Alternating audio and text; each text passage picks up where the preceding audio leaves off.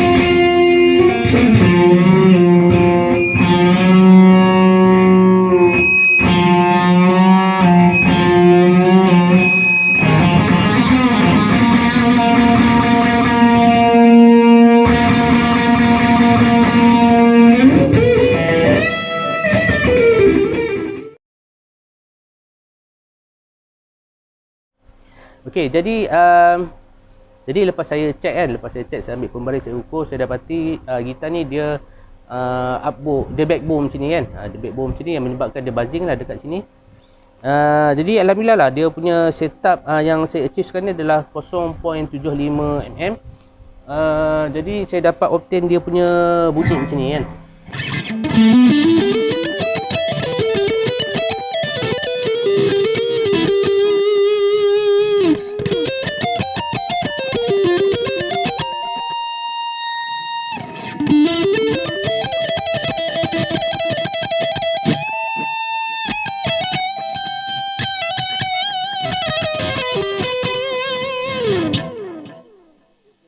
Fret gemuk, dia punya tone dia tu cukup lah, telinga boleh lawas kan. Jadi dalam keadaan 0.75mm tu alhamdulillah lah saya berjaya dapat obtain tone yang boleh lah boleh lawas lah bila kita dengar tu. Jadi masalah utama saya adalah masa nak setup ni. Jadi memang pening kepala lah kan, memang pening kepala pasal saya dapati nampak macam tali 6, saddle tali 6 dengan tali 1 ni dia different, dia lain daripada saddle 2, 3, 4 ni. 2, 3, 4, 5 ni dia tak sama dengan saddle 1 dengan saddle 6 ni.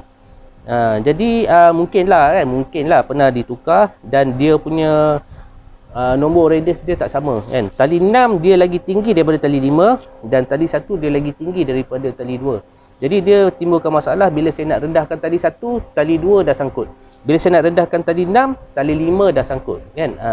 Jadi apa yang saya terpaksa buat dekat sini adalah saddle 5 ni saya terpaksa naikkan dia sikit dengan bubuh sendal. Kan saya sendal dengan aluminium foil sebanyak lebih kurang 4-5 lapis lah kot kan. Jadi untuk shim ni, untuk sendal ni kita tak boleh nak sendal dia tebal-tebal sangat kan. Dia just 3 layer 4 layer tu dah okey lah kan. Jadi bila saya nak rendah sikit jadi bila saya nak rendahkan sikit dekat base side ni, jadi tali 5 tu boleh lah dia lepas daripada area buzzing kan. So dapatlah bunyi macam ni kan.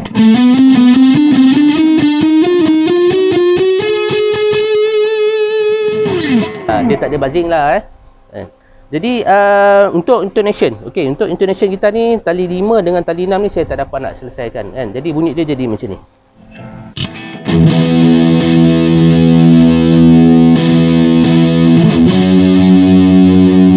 Dekat sini dia okey.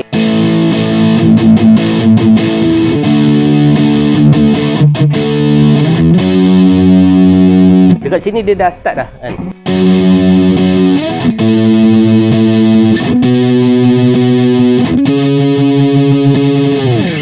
Kalau tali 5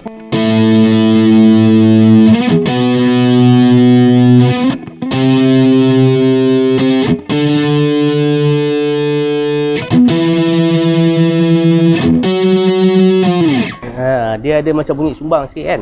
Sebab apa? Tali 6 ni saya tak boleh tarik dia ke belakang. Saya dapati dia punya locking insert screw ni kan, yang screw yang tolak insert block untuk clamp tali tu, screw belakang ni dia lagi besar daripada yang lain kan. Jadi saya tak boleh nak tarik ke belakang sebab dia dah tersangkut dekat sini kan. Dia dah tersangkut dekat lubang tu kan. Lepas tu tali 5 ni saya dah tarik ke belakang, tapi bila saya stress tali tu dia mengusur balik ke depan. Saya tarik dia mengusur, saya tarik dia mengusur kan. Sebab apa? Sebab dia punya longkang intonation screw ni dia dah loose, dia dah haus kan. Kita tighten macam mana pun dia akan mengusur balik kan. Jadi ini memang nak kena tukar lah Lepas tu tali 1 ni dia lagi tinggi daripada tali 2. Jadi masa saya dah restring balik dengan tali Eliza kan, saya dah restring balik, saya main-main untuk test kan, baru piak macam tu je dia dah putus lah kan. Bukan putus, dia terlepas kan, dia terlepas daripada sini 2 kali bang. Jadi memang banyak masalah kita ni kan. Setiap satu gerak kerja saya nak buat tu semua sangkut kan. Jadi bila saya nak buat bila saya check dekat sini, saya dapati dia punya insert block dia okey, tak ada masalah, je sikit-sikit je garit dia kan. Jadi saya gosok lah, saya gosok dan saya put balik, dia masih jadi benda yang sama. Jadi lepas saya check, rupa-rupanya dia punya longkang shader ni dah ada garit sikit kan. Jadi tali tu jadi garit tu memberi peluang pada tali tu untuk terlepas. Kemungkinan besar jika betul shader ni ditukar kan. Ditukar sebab saya tengok saiz dia besar daripada yang sebelah dia kan. Jika betul lah dia ditukar, kemungkinan besar dia punya kualiti dia adalah yang jenis berkualiti rendah. Lepas tu saya tengok dia punya tali 6 ni, shader ni, dia punya insert block batu kecil tu kan, dia tak sama dengan yang lain, dia kecil kan, dia kecil daripada yang lain. Yang ini pun memang susah saya nak maintain dia punya tuning stability kan. Asyik terlepas je kan, pasal dia tak boleh cope dan dia tak boleh cope sebab insert block ni kecil, dia tak boleh cope dengan tensioning tali 6 yang kuat ni kan. Sebab yang lain ni dia punya insert block dia besar, cuma yang ini dia kecil kan, dia kecil, mungkin dah hilang ke apa saya tak pastilah Jadi saya check dia punya wiring pula, memang saya tengok dia punya keadaan soldering tu memang dalam keadaan yang kurang wajar, yang tak wajar lah Memang saya tengok pun macam kesian lah saya tengok kan. Jadi saya repair balik, kemaskan balik dia punya wiring tu, dan alhamdulillah lah saya dapat selesaikan kan. Yang itu pun memakan masa yang lama juga kan, sebab kita nak buang dia punya sisa soldering yang lama tu kan, memang makan masa sikit lah, sebab kita nak pakai sucker tu kan, vacuum apa nama ni, solder lead punya vacuum tu kan. Memang dia makan masa yang lama pasal dia tebal, lepas tu dia keras.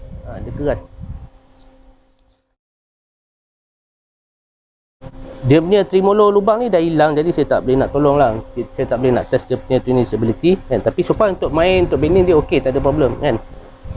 Lepas tu dia punya fret ni pula kan, dia punya fret besi ni saya tengok mungkin lah dah pernah buat leveling sebelum ni kan. Mungkin dekat kilang ke apa, saya tak pastilah. Jadi dia punya permukaan atas tu semua rata kan. Dia rata, nampak macam tak di crowning lah dia tak crowning dengan proper. Saya masih nampak lagi ada kesan-kesan apa nama ni, kikir kan. Kesan-kesan kikir tu dia tak buat dressing dengan yang sebaiknya lah. Jadi saya dah re-crowning balik ke semua sekali fret, sampai daripada fret 1 sampai 24 ni saya dah crowning balik ke semuanya, dan saya dapat licinkan lah, so dia boleh smooth kan. Bila dia smooth tu kita dapat lah main macam ni kan.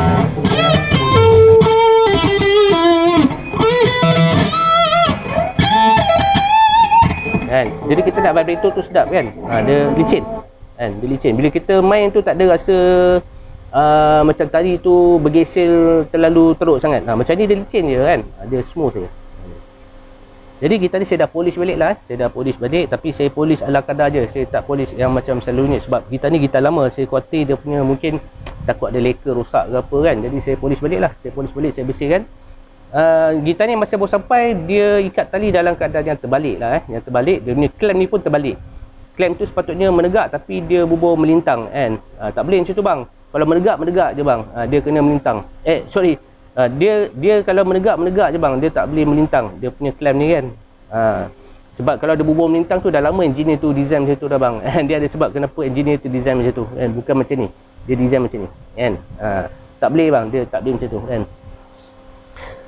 Jadi alhamdulillah lah saya dapat selesaikan dia punya string radius dia ni kan, supaya kerja-kerja setup tu saya dapat jalankan dengan smooth kan. Kalau tak sebelum ni memang sakit kepala bang. Saya nak cari dia punya height dia tu kan, memang yang mana buat gitar tu dia faham lah dia faham lah. Memang susah bang. Saya buat gitar ni lama kan. Lama sangat saya nak buat gitar ni sebab saya sakit kepala. Saya jadi macam migraine. Banyak sangat masalah. Saya nak restring ada masalah. Dia punya tali ni terlepas 2 kali kan. Lepas tu dia punya apa nama ni, wiring ada problem. Lepas tu dia punya intonation dia ada problem. Saya tak boleh nak tarik ke belakang, tak boleh nak tolak ke depan kan. Dia mati dekat sini. Lepas tu tuning stability pun problem juga masa saya nak bend. Saya nak bend tu dia mati kan. Rupanya dia punya ni lah, dia punya apa nama ni, rupanya dia ada problem dekat sini. Dia ada problem dekat locking screw ni kan. Dekat locking screw ni kena ketat betul-betul baru dia okey. Cuma dia bahaya sikit sebab dia punya belakang ni dah loose sikit kan. Dah loose sikit. Jadi saya kena proper lah, slow nak ketatkan dia tu balik kan. Kayu fretboard ni saya dah cuci dengan alkohol, dan kemudian saya sapu dengan minyak kayu jati lah Jadi dengan minyak kayu jati ni lah dia dapat protect kayu tu, dan kayu tu nampak cantik kan, dia nampak natural. Jadi untuk jangka masa yang lama tu dia dapat protect kayu ni daripada reput dan sebagainya kan.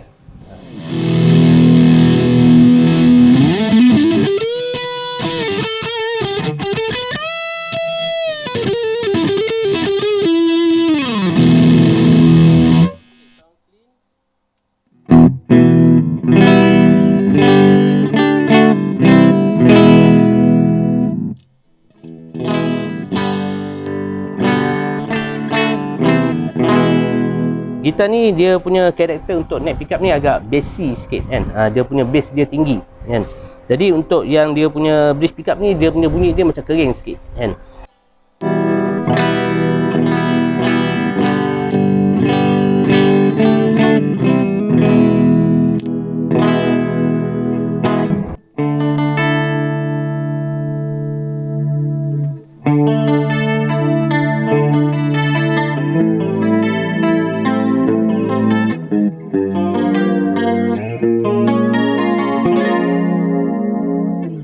Jadi dalam posisi 0.75 mm tu kan, dia tak ada buzzing dan kita nak buat power chord tu senang kan.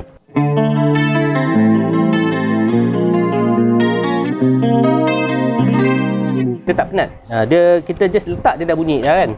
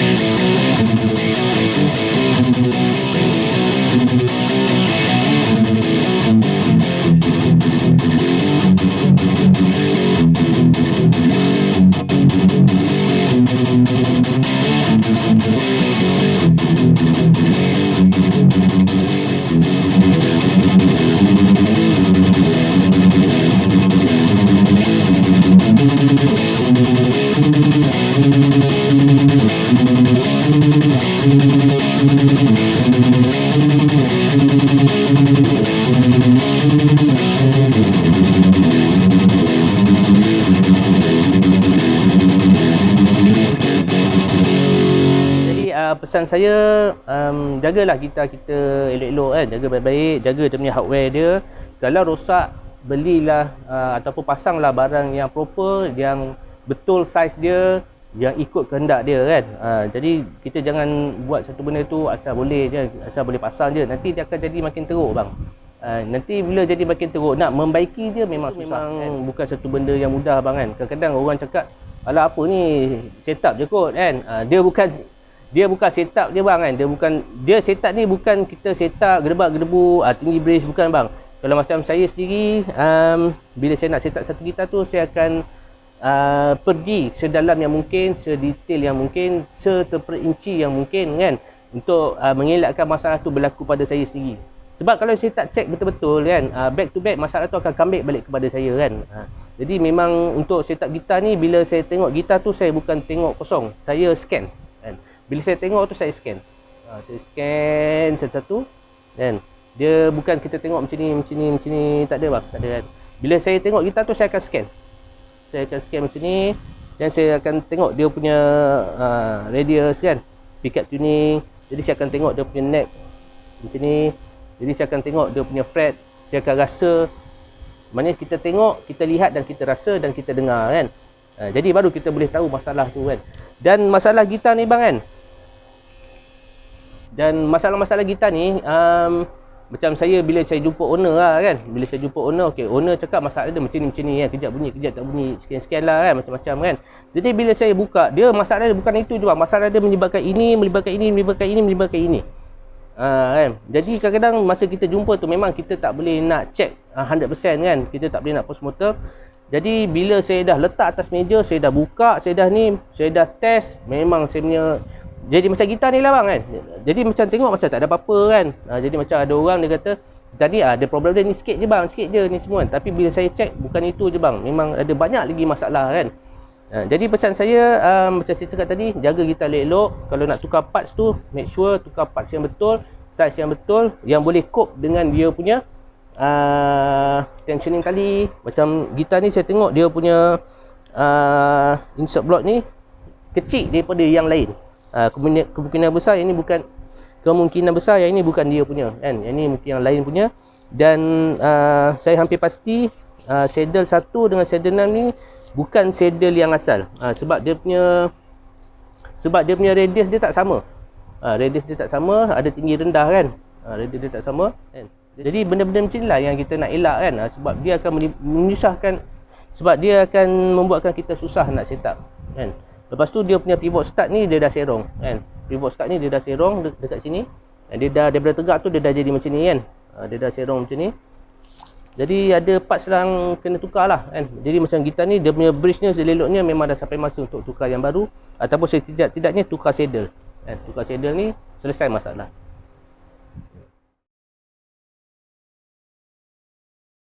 Ada owner gitar ni kalau tengok video ni kan, jadi harap maklumlah apa yang saya bagi tahu tadi tu kan. Dia punya saddle ni memang masalah lah untuk setup dia kan.